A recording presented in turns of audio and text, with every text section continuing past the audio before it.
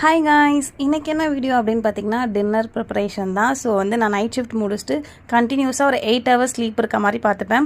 ஏன்னா நம்மளுக்கு next week shift change ஆகும்போது அந்த ஸ்லீப்பிங் ரொட்டீன் எந்த ப்ராப்ளம் வரக்கூடாது அப்படின்றதுனால 8 hours ஸ்லீப்க்கு அப்புறம் தான் இருந்து பண்ணி ஒரு 3:30 or 4 o'clock போல் இருந்துட்டு ஃப்ரெஷ்அப் ஆகிட்டு நைட்டு டின்னர் என்ன பிளான் பண்ணியிருந்தேன் அப்படின்னு பார்த்தீங்கன்னா சப்பாத்தியும் சென்னா மசாலா பண்ணுவோம், சிம்பிளாக இருக்குமே சொல்லிட்டு. ஸோ கிஷோர் வர இன்னைக்கு கொஞ்சம் லேட் ஆகும் அப்படின்னு சொன்னதுனால கடற்கடன் சப்பாத்தி மாவை பிசைஞ்சிட்டு சென்னாவையும் குக்கரில் வச்சுட்டு அதுக்கப்புறம் தான் க்ரீன் டீ குடிக்கவே ஒரு 10 minutes அந்த ரிலாக்ஸிங் டைம் இருந்துச்சு. ஸோ சூப்பராக க்ரீன் டீ குடிச்சிட்டு பேக் டு ஃபார்ம் என்ன பண்ணுறோம் கடற்கடன் குக் பண்ணிவிட்டு ஹரிபரியாக நைட் ஷிஃப்ட் கிளம்பணும். ஸோ 3rd டேவாக நான் இன்றைக்கி இந்த வீடியோ போஸ்ட் பண்ணுறேன்னு நினைக்கிறேன். இது கண்டினியூஸாக ஒரு 30 days நான் போட்டனாலே ஆட்டோமேட்டிக்காக அது ரெகுலர் ஆகிடும்.